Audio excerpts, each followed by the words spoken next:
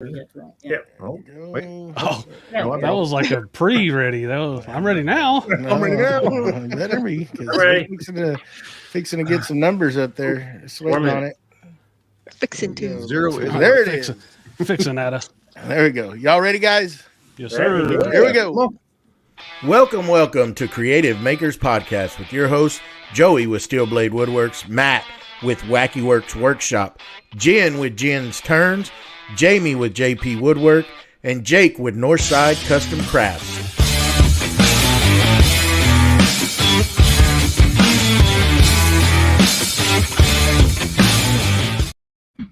Welcome to episode 38 of Creative Makers Podcast. I'm Joey with Steel Blade Woodworks, and today we have Chris and Christy Caliendo, owners of the best wood turning tools on the market, Easywood Tools. How y'all There doing? you go. Hey, everybody. Great. How you doing? You don't have to Love suck up, Joey. Yeah, he does. You already got him here. He They're does. already here. Knows how to play the game. He was looking for another tool, so we're good with that. There you go. Hey, now we're talking.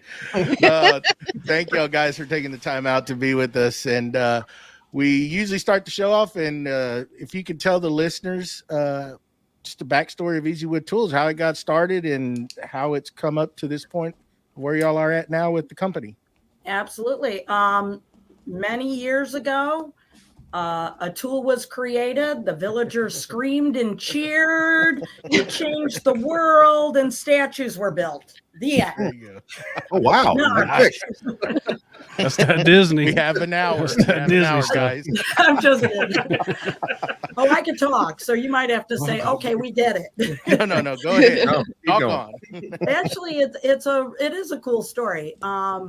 In 2008, Easywood Tools,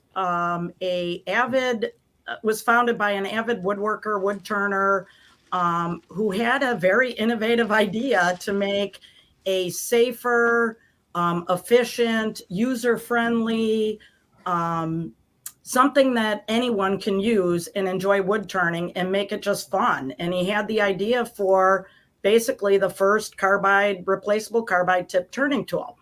What he needed was a carbide cutter for that.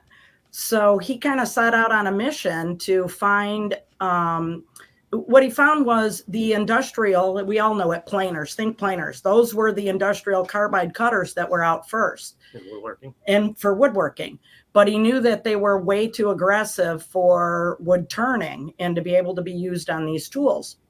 So he had to set out on a mission to find somebody that could design and manufacture a carbide cutter that was adapted specifically for wood turning. Through his research, it actually led him to Chris. Chris has spent his career in carbide in design engineering using carbide components. And at the time, in 2002, right? 2002, Yep. Chris actually had started a carbide part business, wear parts, cutting tools, anything with carbide that were specifically engineered for applications. So his research led him to Chris, and they met. Chris got with him, understood exactly what he was looking to do, and then set out to design the first replaceable carbide cutter for wood turning, and then also was manufacturing it. So from that point forward, tools kept being introduced. The first one, actually, little trivia, was the mid-size rougher. That was the very first replaceable carbide tip turning tool. That's what started it. So from that point, he started to come up with the different sizes, the different shapes. The rougher, we had the finisher, the detailer being added, and the entire time working with Chris on designing those specific cutters and manufacturing them. So we were the sole supplier with our carbide company out of Chicago since 2008. Continued to innovate with products that were being launched into the line. Every size cutter, every size tool. Kind of fast forward to 2016, And a little bit of backstory, a little before 2016, Easywood Tools was actually purchased by Pony Tools. Think Jorgensen clamps that were around forever. They actually acquired Easywood Tools in about 2014. 13. Yeah, it was around 2014, maybe in there. And if anyone who followed Pony Tools knows, they abruptly closed in 2016. It was just a kind of a sad thing that happened, but they abruptly closed. And that took out the clamp side, but Easywood Tools was there as a going concern. So in 2016, we purchased Easywood Tools. It made sense since we were involved with it, and Chris directly. Oh, Carbide Chris over there. Carbide Chris. Carbide Chris was involved with it from the beginning and really kind of behind the scenes helping launch that product. It made perfect sense for us to purchase Easywood Tools. So in 2016, we purchased Easywood Tools and continue to innovate with new products and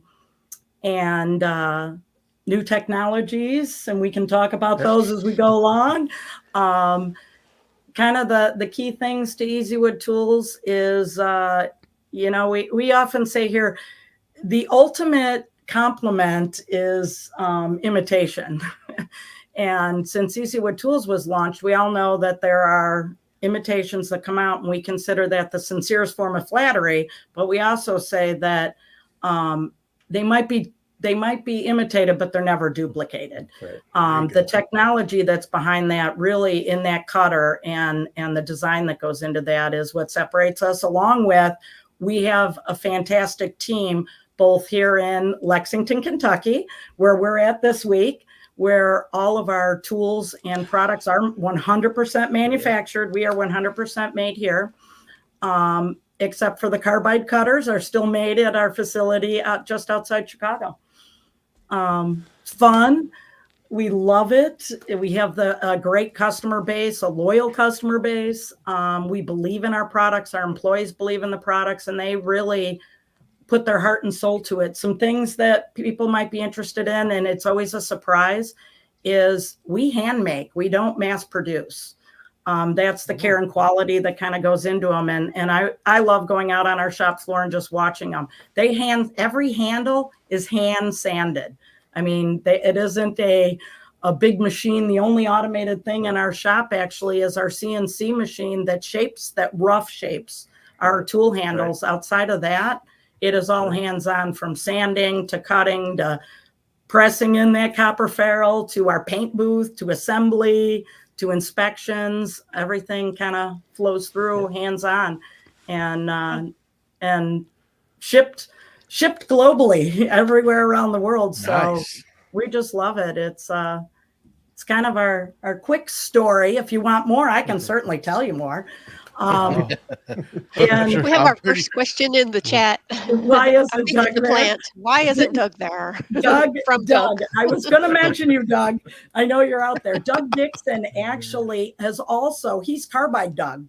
We have Carbide Chris and Carbide Doug. Doug has also spent his career in Carbide, and Doug has been with us since the very beginning, since we took over Easywood Tools. And he is located in Texas. He was going to be here in Lexington this week. But as we all know, this vortex weird weather that pretty much has brought wind chills to everybody but Miami Beach. He got grounded in Texas and could not get out of Texas to get here. We told him he could have walked. Those Texas boys are pretty awesome. I tell you, Texas is all right, man. Yeah, it's all right. Yeah. Well, if you had a 4x4 truck, you could have made it. He could have. He started driving Monday. He could have been here by now, right? Oh, yeah. I like how he had to do a Jamie there, and me. Thank you.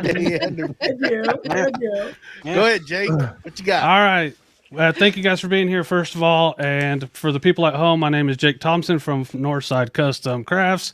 And I usually do an icebreaker. And my icebreaker for you all is, how come me and Jamie don't have coupon codes, man?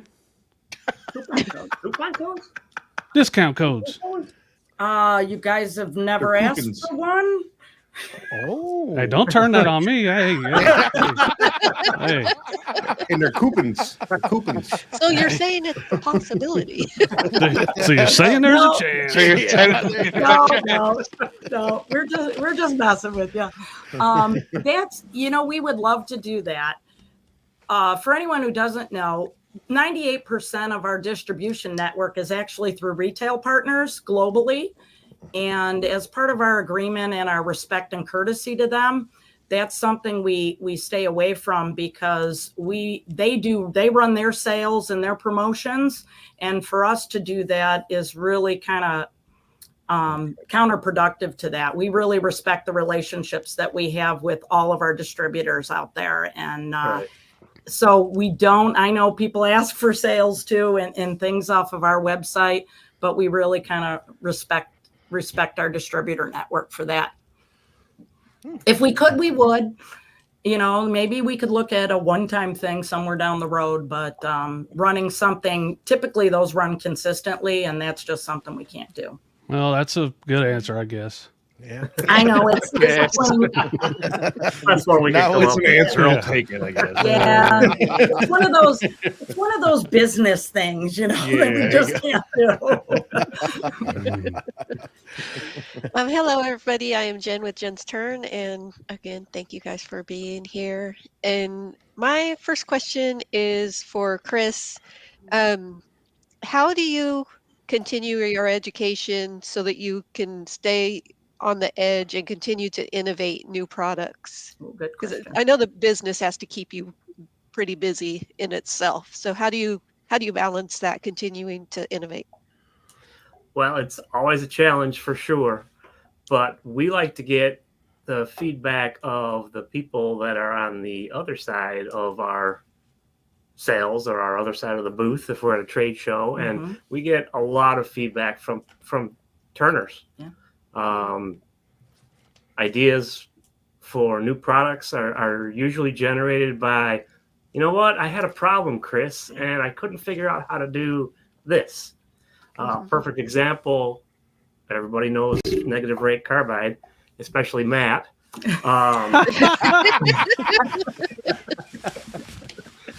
The idea for negative rate carbide started with the explosion of popularity of turning resins and man-made materials. But standard carbide cutters and high-speed steel are both just too aggressive to turn that stuff successfully, which many of us learned the hard way. A lot of people came to us and told us, and I'm not just talking beginners, I'm talking professional turners, came to us with this problem and said, I love turning this stuff, but I can't do it in front of people because things go wrong. Things happen that I don't want people to see. Right? The catches and the chip outs and So we took that as a challenge and investigated and found a way to solve that. And that's really where a lot of our ideas come from, is problem solvers. We are problem solvers, and we have a long history of being the first at what we do. And that kind of shows in the way we operate with working with our customer base. Yeah, it's more about solutions. I mean, all of our products, if you really think about it, even the first tool solved a problem. Can you explain what a catch is? Because I've never had one. Wait, can I pull up his videos while I'm here and see if I can find one? Go ahead. Because then when you turn the camera off and said, yeah, we got to redo that. It don't happen. It don't happen much. Well, not with negative rake, it doesn't. Nope. It does with regular, I'm here to tell you. Speaking of negative rate. That's just, that's a good question. They're all about solutions. And go a little further, what happens is his engineer mind, someone, we might get 10 of them and there'll be one, he goes, oh, we can solve for that pretty easily. And I love it when he goes to work on that, because then he's all in, and that engineering mind, you can almost see, I can hear the wheels, I can see it, and he's focusing on that. And then it goes into development. Then it goes into, we go through a pretty extensive R&D phase. Negative rake cutters were probably a year just testing, finding that right geometry on that one. And Chris would bring them home. He goes, here's 10 more batches labeled, tell me which can you, it's like going to the eye doctor, this one or this one. Is it better? Is it? Yeah. So do you guys just test in-house, or do you have a team of turners that you say, hey guys, we've developed this new product, will you test it for us and give us feedback? Yes. Well, the process really starts First, by me. I'm kind of the test dummy. So if it's going to blow up, it's only going to blow up on me. And then once I'm satisfied that it's safe to test, then I'll let Christy do some testing. Okay, where's that scar right there? But yes, we do quite a bit of product testing. We have a network of product testers out there that we utilize depending on what the product that is being tested might be, that we'll put it in their hands. And a lot of the time that we spend developing a new product is going through our product testers and getting the feedback and optimizing, because the one thing we don't ever do is when we bring a new product out, we know that it's the best. Mm-hmm. It's not close. It is the best. Right. And to prove that it's the best, you've got to go past the extremes of where that is. Right. So like negative rake carbide has a certain angle to it. We tested greater angles. We tested lesser angles and found the optimum angle. It is the perfect angle for a negative rake carbide. Yep. We know that. Yep. Beading cutters were the same way. Beading cutters were the same way. Our pro hollowers. Our pro hollowers are the deepest hollower you can use without a secondary apparatus. And we know that because we tested for that. Actually developed. The pro hollower is an interesting one because there was one that was probably as big as this table and then small. And where was the right size for that tip and to make it safe? There are a few tools in the back of my office that could pass for weapons because they are like this serious tools. There you go. Wow. They're good thumpers too. But you have to go past the extreme to make sure that you're hitting the optimum size or angle or whatever it may be. Yep. So we do a great deal of product testing. And a lot of value comes from the feedback from our product testers. Absolutely. And they're encouraged to try and break them. They're encouraged to put them through their paces, huh? Exactly. Yeah, absolutely. Yep. Absolutely. Yep. Yeah, I was a business analyst. I was on a test team for IT, but the goal was confirm that it works, but also confirm that some random user out there isn't going to do some weird thing and is going to break it. So can you break it and can you make it work correctly? Yeah.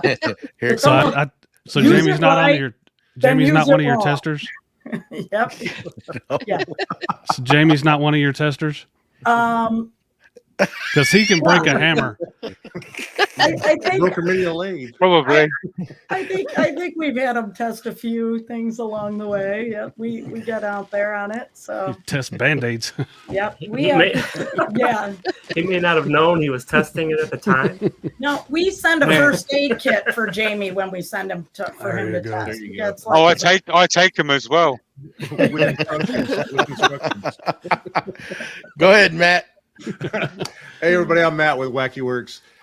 So talking about your product, and you do it all in house. How long does it take to make a product from beginning to end? Oh, that's a great question.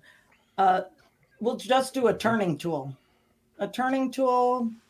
The number one hollower. There we go. Pro Series. Okay, Well, the mid-size number one hollower. How's that? The fan favorite. Yeah.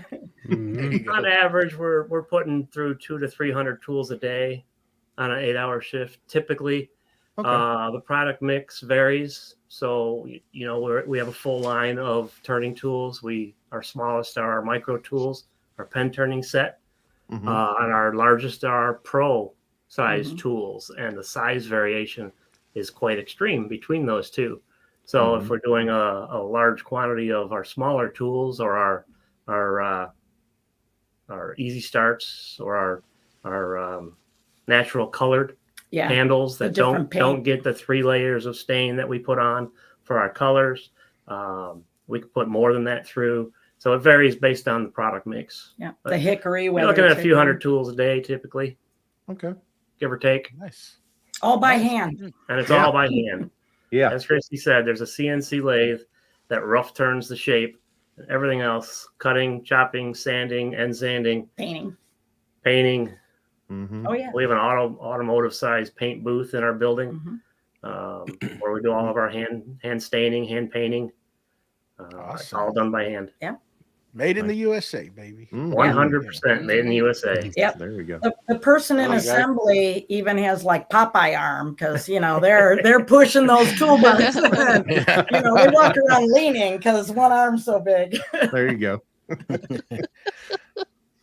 Go ahead, Mr. Jamie. All right. Hello, everybody. I'm Jamie from JP Woodwork. So, since Doug decided he didn't want to be here today, I'll have to ask you. So we first met in 2017. So I would like to know, what do you think was going through Doug's head when he decided to pick out them shirts? The white ones? Was it the white ones? It's got to be the white The white ones. The white ones. We ask him that every day. Well, thank you, JP. That's an excellent question. What goes through the mind of young Mr. Dixon is very hard to answer for.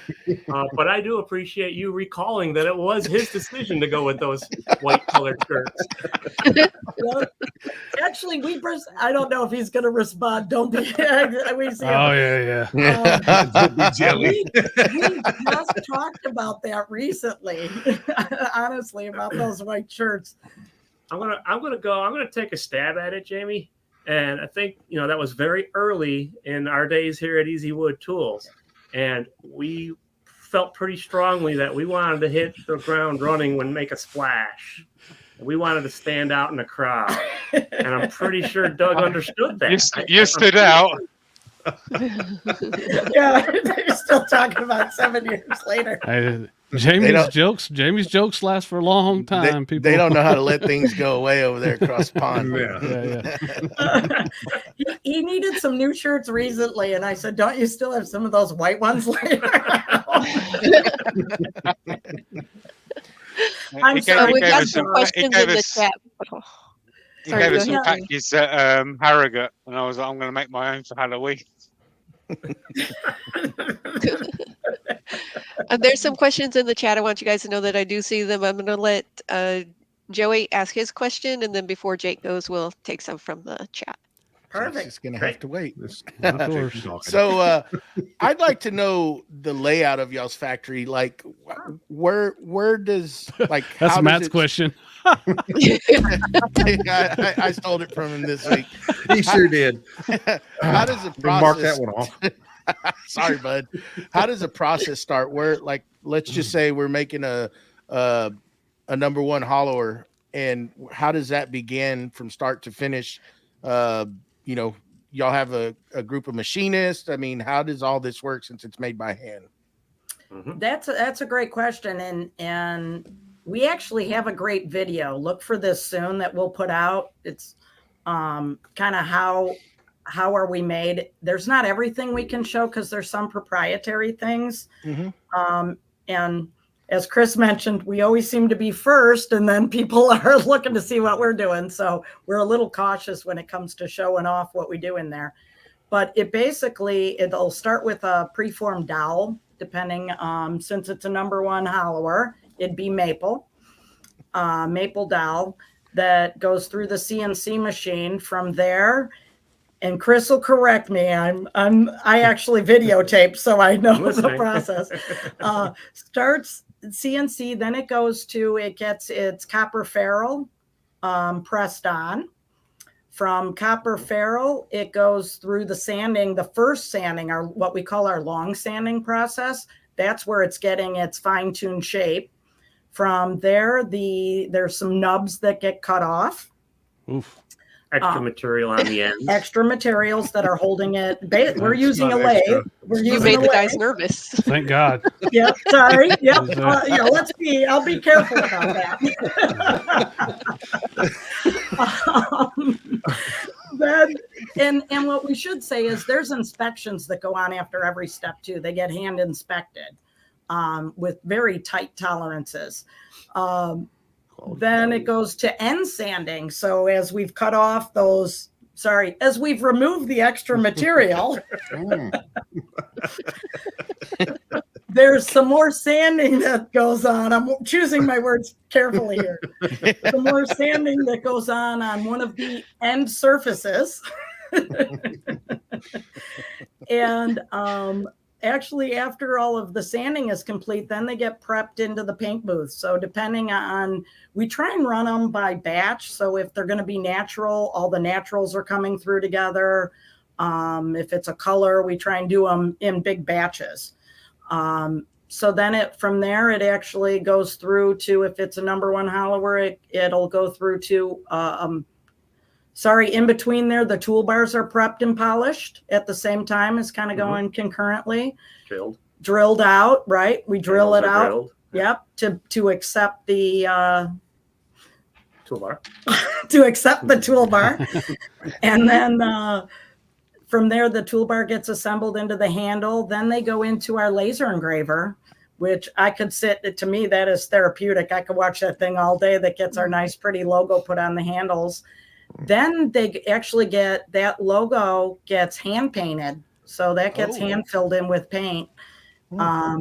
Cleaned up, the tool gets cleaned up, the cutter gets installed. Then the tube gets put in its pretty little tube and sealed up. And labeled and ready to go. It's pretty nice when you receive one of those. I can tell you that's real nice, everything that's gone through. But that's pretty extensive process. That's a lot of hands-on. Impressive. It is. And y'all do a couple hundred of those a day. Oh yeah. Absolutely. And you know, you could argue, and we've looked at you automate some of those things, but you can't replace the human attention to detail and the quality checks that are going in. When you mass produce, you typically are only cross-checking a couple at a time, where everyone here owns quality. So at every step, the next step, they're inspecting the previous step. Right. So by passing it through that way, we're ensuring continuity, consistency, and quality all the way through the process. So, you know, sometimes if it slips past, if there's a flaw, a lot of the flaws will come out during the paint too. The paint booth will catch certain things maybe that wasn't caught earlier. And then it either gets cycled back around or it does get scrapped out. So we have very high expectations for quality. Well, you can tell when you get it, thing is pristine. Great job. Great job. Thank you. Well, it's not for us. We feel all of you deserve the best. If you need a tool that works, you deserve the best. And we just won't give an inferior product. Nice. We appreciate that. Thank so you. there's a lot of questions out there. Two of them I'm going to kind of combine together, and I'm not completely sure that I should, but because they're in separate parts. So they're asking, can they be done in special colors? And I'm not sure if that was regarding the handles or the shirts. Right. They're threatening violence over the hoodies. The white ones. The white ones. So then the reason I was going to combine it with this other one is because somebody was asking if you've ever considered doing exotic wood handles, like limited runs of exotic wood handles. Yeah, those are actually great questions. The colored, because of the process we run, it is hard to introduce another color or do any kind of custom coloring into that mix. We feel that that'll kind of distract away from what makes the tool so good or so well built, is that focus on what they're doing. Do less things, do them well. So that one, we've kicked that around. We've kicked around a few ideas in that. We're not going to rule it out for the future.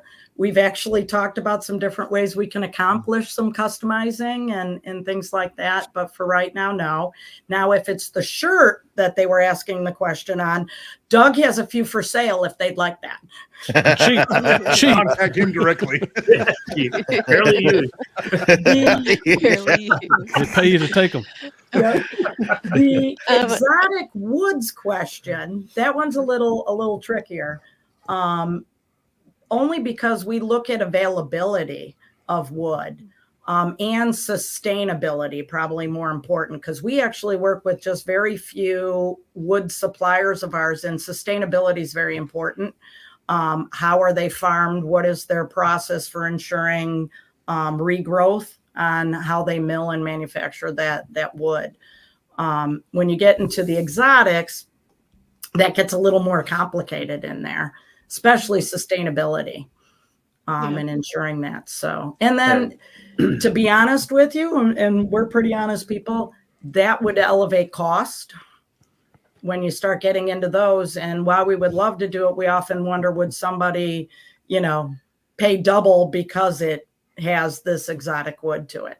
Yeah. And to add to that, you know, you can imagine if we're punching out a couple of hundred tools a day, how much dowel stock we carry, or how much dowel stock we purchase at one time to drive the cost just as absolutely low as we can. So cost is certainly a factor, but you know, the hard American maple is kind of our calling. It's our standard. So to start to offer variations in that product would kind of take away from who Easywood Tools is and always has been. One solution that we do offer for that is we are wood turners. We like to turn wood, and some turners like to turn their own handles. Right. And they like to make them out of whatever color, whatever type of exotic wood that they can find. Yep. So we offer our unhandled toolbars for sale, so that we can sell you an unhandled toolbar, and you can make your own handles. We would like to see you make them in the model of our Easywood Tools handles with whatever type of wood you would like or color, because we think the design of our handles is far outstanding and is very ergonomic compared to anything else on the market. And it's designed perfectly to fit with it too. Yep. The balance, the weight. So that is an opportunity for folks as well. They can turn their own handles out of. Thank you. I forgot about that. And they do come with a carbide cutter attached to it. We offer it in almost all of our toolbar sizes. Yep. And how do they go about? Is that listed like that, or do they have to just reach out to y'all to get something like that? On our website. Pretty much. It's on our website. It's on our website, but most of our resellers, our retailers do not offer the unhandled. Correct. But it is offered on our website. And Amazon? Do we have them on Amazon? Doug would know that. Doug will be able to answer Doug that could one. answer if it's on Amazon, if he's out there. He was here. Yeah. Sold on our website. Sold on the website. Another question was from Anita. She was asking what's the size of your workforce? How many employees do you have? And I'm sorry if you were still answering the other question. You can continue. No, that was good. We have about 20 regular. We'd say we're about 20 regular employees right now. So we're small and mighty, and they do a great job. We fluctuate sometimes seasonality. We will bring in some seasonal help during some peak seasons, but pretty much 20 on both. That's impressive though. 20 folks and turning out 200 pieces a day. That's impressive. Wow. Yep. We can't take credit for that. We are very fortunate and have just the best team out there, top to bottom, just every aspect from quality to purchasing to shipping and receiving to our manufacturing team. They're just outstanding.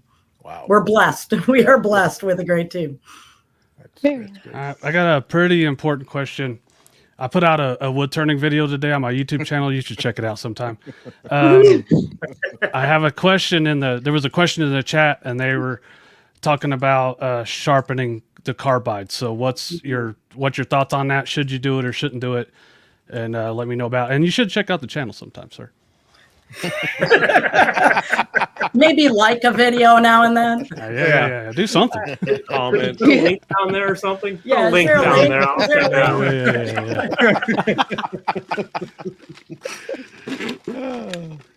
Well, I get asked that question quite a bit in sharpening carbide cutters for turning tools. So when carbide dulls, it actually radiuses over. And the size of that radius will be too great to remove by hand sharpening. Basically, when you take a diamond file, a little bit of oil or water, and you kind of do a figure eight with the carbide upside down, figure eight on the diamond file, what you're doing is removing some of the top surface off of the cutter. So you're making it thinner. But you'll never remove enough material to remove the radius that is formed by the dulling process of a carbide cutter. So what I tell people is basically you're not really sharpening it, you're making it less dull. And you will get a little bit more life out of your cutter, but you'll never make it factory sharp again by hand. So people do it. We recommend you replace your carbide when it dulls over, all 4 sides on a square, or 3-4 sides on a round, 2 sides on the diamond. Carbide cutters are not real expensive, pretty affordable, and they do last a good long time. The best answer I heard somebody else give was, it'll limp you through the project you're on until you can get that new cutter installed. Yeah. That was good journalism, wasn't it? I'm pretty good. I'm pretty happy. That was like on the spot reporting there. Give yourself I more tell you love. what, I've been There practicing. you go. I've been practicing, man.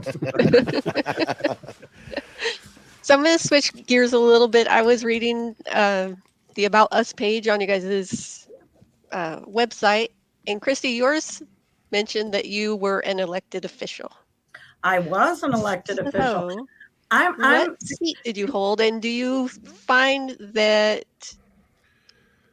is there any parallels between business and politics?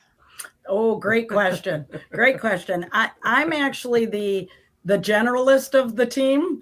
I've done a little bit of everything in my background, and I was an elected official for 14 years in our city that we live in. Chris and I actually reside just outside Chicago suburbs, and I was on our public school board. I was actually president of our Board of Education, and the alignments between business and politics, in my opinion, it has actually helped me tremendously over the years, because you're always dealing with an opposing view. Somebody wants something because it's important to them, even though it isn't important to the business. And, you know, I kind of adapt that in there to say, you have to make decisions for the greater good sometimes. So even these questions you ask, we know someone would absolutely love to have a Babinga tool. We have to make those hard decisions for the greater good, which is thinking about everybody involved. Will everyone want to pay more if we switch to an exotic wood? That's where I think the parallels are, without getting controversial. Yeah. Good job. Yeah. Good job. Good job. That's Very very good. good. Very good. Those are a lot of the lessons you learn, is just to have that understanding and patience, and really hearing what people are saying. It comes into play when people talk about, I'm having this problem, not just dismissing it, but looking at it and going, can we solve it?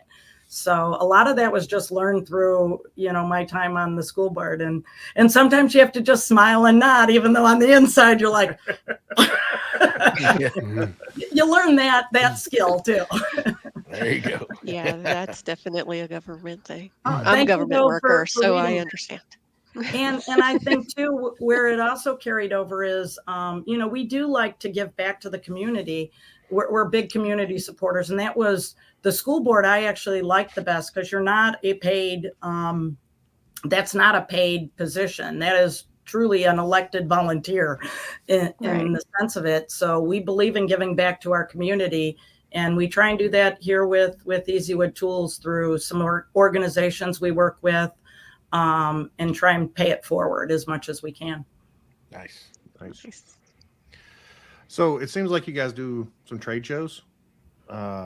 Seen some of your videos of trade shows, just a few. How often are you on the road, and like how many shows do you do approximately a year? Well, Chris and I are on the road every other week because we split our time between Chicago and Lexington. Right. But trade shows, that typically our team, or Chris, me and Doug, we cover a lot of the larger ones. What we do with some of the regional ones is we work with partners on that. And we're actually been launching I don't know if anyone who follows us or gets our newsletters has seen, last year we launched what we call our demonstrator program. They're basically ambassadors for Easywood tools. We're really starting to take that next step where they're out maybe with one of our retail partners at a regional show, but they're doing the demonstrating and talking about Easywood tools. So the next shows this year, we will be at Direct. Well, Christy and I are scheduled to be at the Florida Symposium in February. I think it's the 16th weekend of the 16th of February down in Loveland, Florida. Right. I think Doug's going to be at one or two of the weekend woodworking shows. I think we just talked about Doug might be able to answer. He's actually been covering quite a few in the last year. Doug's been out on the road quite a bit in the last 6 months, covering a lot of shows. As Jamie said, he was at Harrogate. He crossed the pond and went to Harrogate and got to hang out with JP there. Doug's a people person, man. He does. He is. Yep. He's the face. He's the pretty. We put He him was out drunk in England. Hey, watch out. Hey, bro code, man. Don't be a snitch. Wait. Was it him or you, JP? Both, if I'm honest. No, Doug. Burning Doug them is bridges, great. boy. Burning them You bridges. smell that? You smell that burning bridge?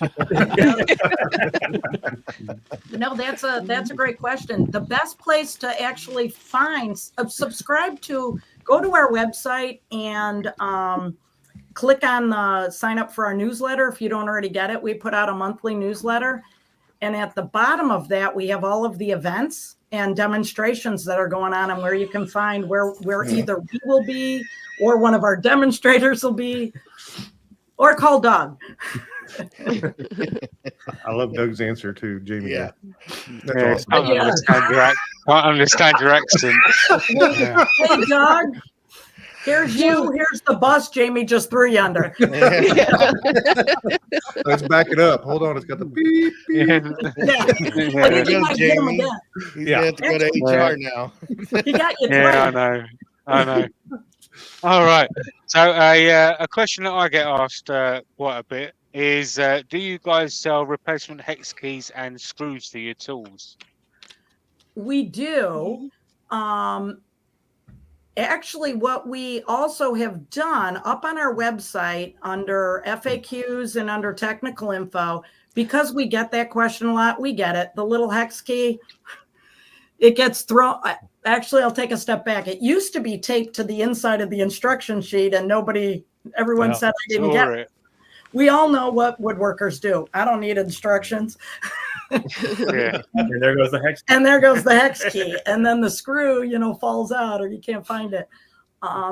So it was a big question. One thing we've done, we actually now tape that hex key to the outside of the instruction so you see it.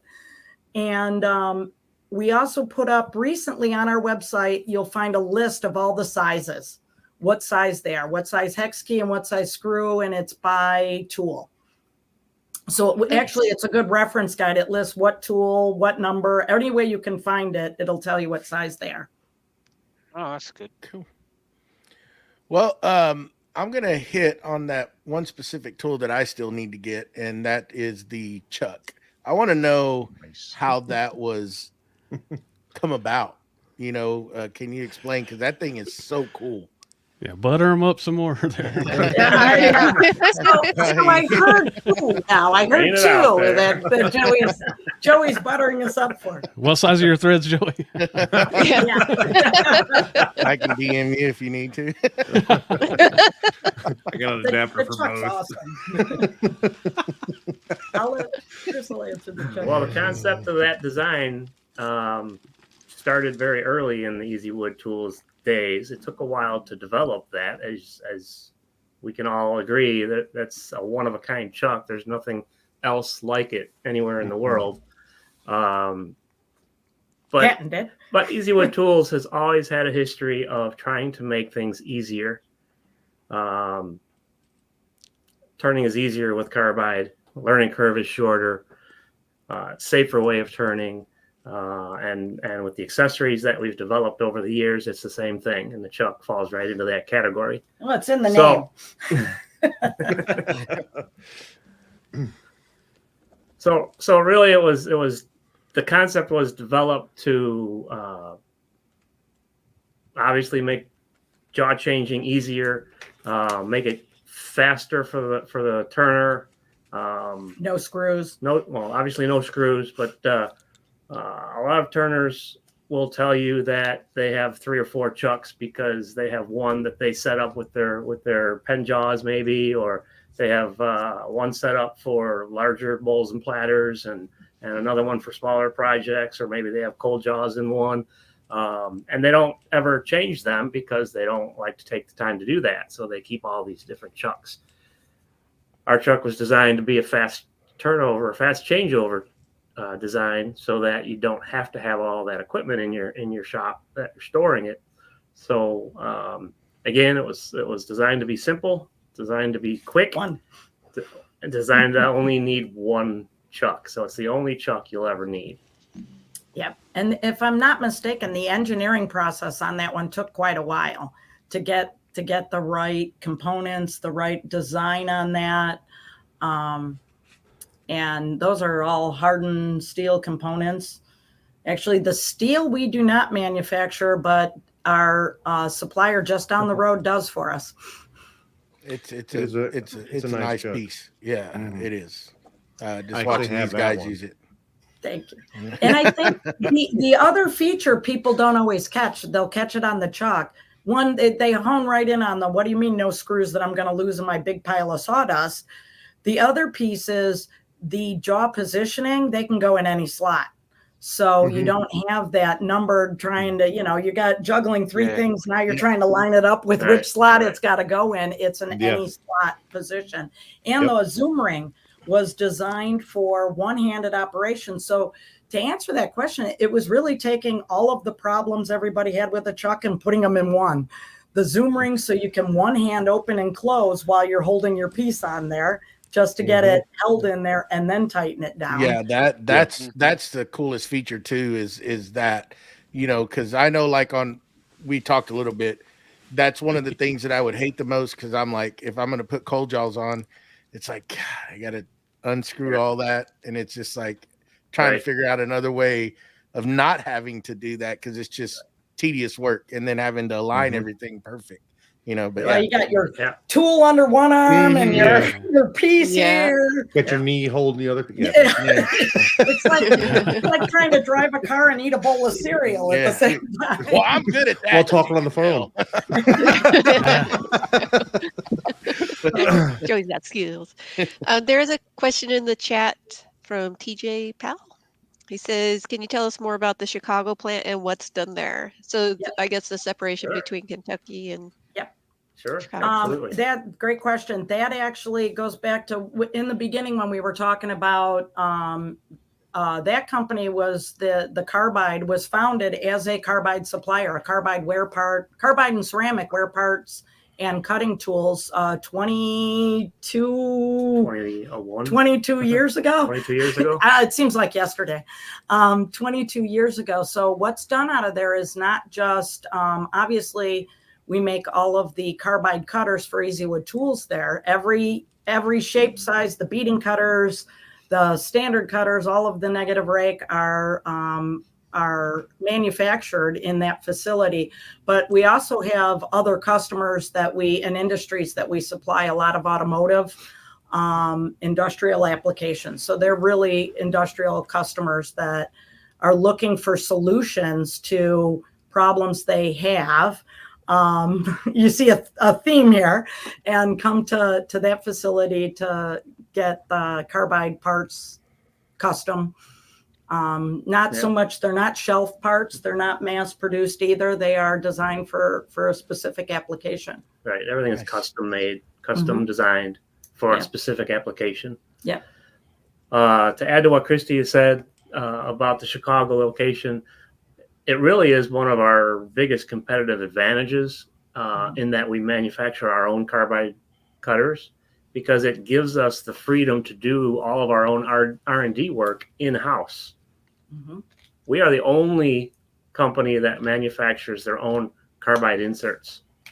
So we are the only company in the world that has the freedom to do our own R&D, testing, product development, making changes on the fly as we get feedback from our testers on designs that we're trying to put out there quickly, and the innovations that we are able to do in the time frame that we're able to do that because we have that facility is one of our greatest advantages over anybody else out there. Absolutely. It also gives us full end-to-end quality control, which, I mean, that's just not too many can say that, when you can actually have control over every piece that's coming through there. Nice. One more question from Anita. Do you ever do shop tours, like for local woodworking students, etc.? We do limit our, that's Anita, great question. We get that one a lot. We typically don't, mainly for the reason that there is so much proprietary work that is going into this. And we're on the forefront of a lot of things that come out of here, and we'd like to slow some people down from trying to copy. And if we bring them in here, that kind of gets out there. That's one reason. The other is sometimes it's safety. Safety for our team. We don't even have a storefront here at Lexington. We do get people that'll pull up thinking that we have one, but we don't even sell out of this building direct off of the street. And that's more of a safety thing, to make sure that our employees have a safe, comfortable environment that they can do their job in and focus on. Yeah, kids don't listen. Those kids don't listen these days. No. and there's stuff going on here. They could get hurt, and as you can imagine, our facility here has a lot of sawdust on the floor. There's a lot of dust. Yeah. That floor gets cleaned quite a bit because it can be a little dirty and slippery, and same thing with our Chicago plant. Plus for Chicago, it's more too, we have customers that trust us with their confidential parts that we're making for them as well. But have we ever done them? It depends. If Joey butters us up some more, if he's ever in the neighborhood, we might allow him in here, but he might have to be blindfolded. I may be knocking on your door later this year, so that be like, hey. I'm going up that direction. So we got time for a speed round, and my question might mess this up a little bit because it might be a little more. Here we go. Skim through it how you want. You guys acquired Yorkshire Grit. Can you tell us what kind of process that is, or any misconceptions, or anything, or just like how you acquire a company, or just whatever you wanted to say about that? Yeah, actually, we were excited about Yorkshire Grit. Yeah. And I'll try and make the speed answer. We loved this product. We absolutely loved this product. I told you I can talk. You let me talk. I can talk. Go ahead. You're doing fine. No, you're doing good. We were actually fans of this product. Jamie, going back to, you talked about it in the UK at Makers the first year. Yeah. Chris brought it back because 17. We heard it was great. Brought it back here. We fell in love with it. We were customers. We were users. Of course, we also noticed we couldn't get it here and availability. But how that kind of came about was, Glenn Sr. did a fantastic job of developing the best abrasive sanding paste out there. That just awesome. And when he was looking for somebody to sell that to, we know he had a selective process for that. He really wanted that to go to someone that was going to put the care and the passion and the integrity, maintain that integrity of that product. And quite honestly, we feel blessed that we were chosen to do that he had the confidence in us to be able to carry on it and make it. A lot of people don't know this, but he actually came here. We brought him over from the UK. He spent some time here with our team. They were trained by Glenn to ensure that we are making it identically to the way that he had done. And that's just an ode to him and an ode to a great product. Continuity was very important to us in that product. Yeah, and it was a well-known product. It had a great name. Yep. Distribution was limited, but the name was well known. Right. Yeah, I had to win. I had to win quite a few giveaways to get that stuff. Yeah. First. Yep. Yep. And now we're able to actually broaden that distribution network. And just like we've done with all of our products here, where we can distribute them globally, bringing that under the Easywood Tools umbrella has allowed everybody to enjoy that great product. Nice. So my question is along the business line also.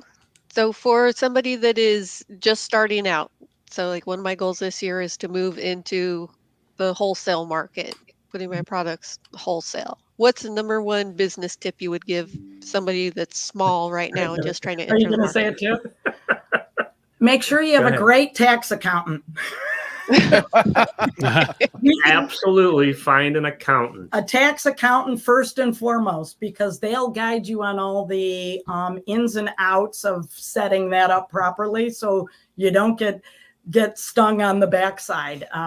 We get asked this all the time with people, and then we get the business questions like, do you have a tax accountant? Get a good one. Make sure you have one. So many people are going to offer you advice, including us. Mm-hmm. So many people. But at the end of the day, and more importantly, at the end of the year, you're going to answer to one, and that's your accountant. So get a good accountant. He will guide you through everything else. Yep. Get you set up. Most important advice. Because he's going to answer all of those business related questions for you. Because even us, I mean, we've been in business for 22 years, and every once in a while we'll say, can't we do this? And get smacked by our accountant. No, you can't do that. Yep. And then we'll question, why can't we do that? And he's like, he'll explain it. And with operating in two states, you know, that's a challenge to understand the federal, each state, and guide us on that process. From there, it's really about just don't give up. You're going to, we've had highs and lows and been kind of all over the place. If you care and you put in that passion and the work ethic, and you believe in it and believe in yourself, the rest will happen. Nice. Yeah. You got it then, Jen. It's all good. Yeah. Yep. Yeah. It's already done. And Got my believe first it or order not, this morning. your tax accountant's also going to tell you, do you need to be an LLC? Do you need to be an INC? How are you setting it up? How do you want to pay yourself? How do you want to, you know, that is without a doubt. So you can do, if you believe in it, you can do it, and you make great things. You know, we've watched so many of your videos and liked them all. Oh, that's weird. I like that a lot. Oh, I knew that was coming. Sorry, Dick. That was a slow pitch to me. I know it. No, seriously, you do great work, and Thank you. I appreciate it. yeah, and you know what? Don't take anything personal. That's the other piece is some things you just have to let it roll off. You got to separate business and personal feelings, or or what anything others else, think, because- and yep. Go ahead, Matt. So, Chris, I just got to ask you a question. I know it's kind of weird, but where did you go engineering school, and what was your field for engineering? Sure. I'm a mechanical engineer. Mm-hmm. I graduated from Illinois Institute of Technology, All right. where I continued on and got my MBA in operations management, Nice. which led me to this type of environment twice. Twice. Awesome. He's the brains. I'm the beauty. Sometimes it's the beauty that sells it all. It takes the brains to build it. It takes the beauty to build He's all right too. it. And No, it's Doug. not bad. And well, Doug's the face.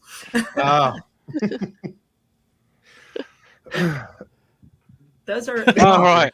Doug's all right too. Dog's all right. Can we expect to see any new products in 2024? We get that question a lot. I've got a bit of space up there somewhere, and he's filling It's something You got some free space, do Yeah. you, JP? that there's always something in the works. We just don't always talk about it. And not because we don't want to, for some of the same reasons we talked about earlier. Oh, yeah, I'll get you. We don't like to do it, but there's some things in the hopper. Some whether or not it'll be this year or not, it depends. You know, again, we won't put it. We will sell no tools before it's time. There you go. That's a good policy. I had to learn. We had to learn that. I think everybody here learned that the hard way too. Yeah. Until they go through everything, but there's a few cool things getting kicked around and that we're working on. You know, last year was a busy year. Some years we'll have 3 or 4, and some years might take a little longer. You know, the poor guy here, and his brain's always moving. You know, beading cutters. I know we didn't talk about those at all today, but that's another I love that product. Yeah. I mean, I have gone beading cutter crazy on everything. It's like, okay, where can I put another one? So that's a good segue into my last question here. What is y'all's favorite tool that y'all offer? Oh, that's hard. Well, I know Christy. What's your favorite child? I know Christy. Which kid do you like the best? But once again, I'm going to go hard. with Matt and say any tool with a negative rate cutter.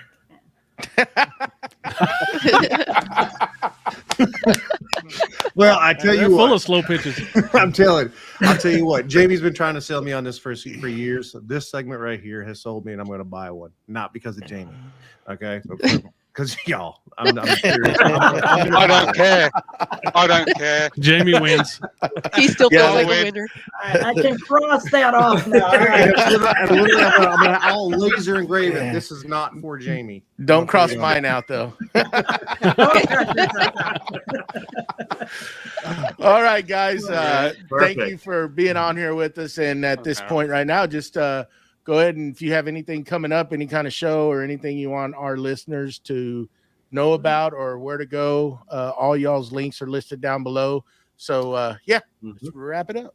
Sign up for our newsletter because there's a lot of great information in there. We put tips, tricks, talk about tools. It's also the first place you'll ever find out about a new product. And you'll see where we're going to be at, what shows we'll be at, where our product demonstrators are being located. So you can see a product demonstration in your area if you'd like. Yeah. Coming up for retailer us. Sales. We publicize anywhere that our products are on sales. Follow us on social media for that too. And we just want to say thank you. We enjoy this, and we feel it is a great honor that you guys had us on as your guests. So thank you. Hey, you guys are all right, man. Yeah. You guys are all right. Here you go. Jenny. Hello. Thank you, Christy and Doug. I really enjoyed the talk. And this week, what do I have coming up? I did get my first wholesale this morning, so I have an order to work on. Yes. There you go. Yay. Pew, pew. And I will miss next week's show because I will be in San Diego for the day job. What? Oh, no. Man, you can bring your stuff with you. Come on. There you go. So, Matthew.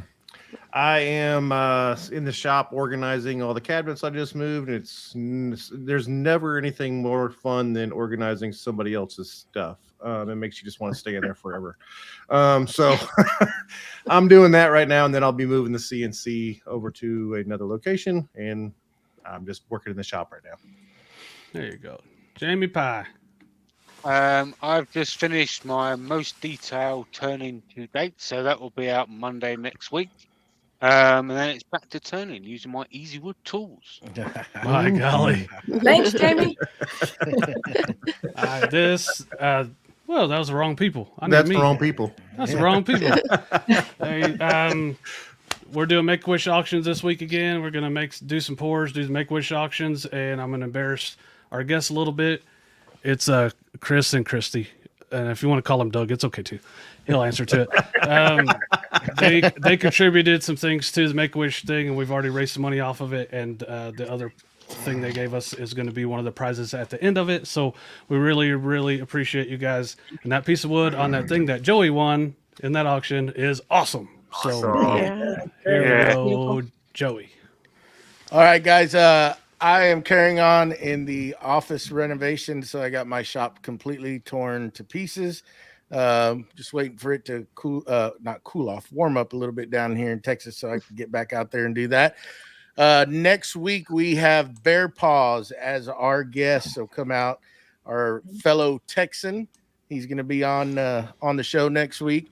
And if you are on Apple Podcast, please leave us a review. And I only accept 10. I want 10 stars. Yeah. But stars. anyhow, Yeah. we'd like to. Yeah, Can't put it anyhow, in we'd like for 5 to- plus. Bam! We'd like to thank Christy and Chris for hanging out with us today. We appreciate it. Thank y'all for taking the time out and being with us. And until then, and everybody in the chat, we appreciate the questions. And we'll see y'all next week. Same time, same place, same beautiful faces. And we are out of here.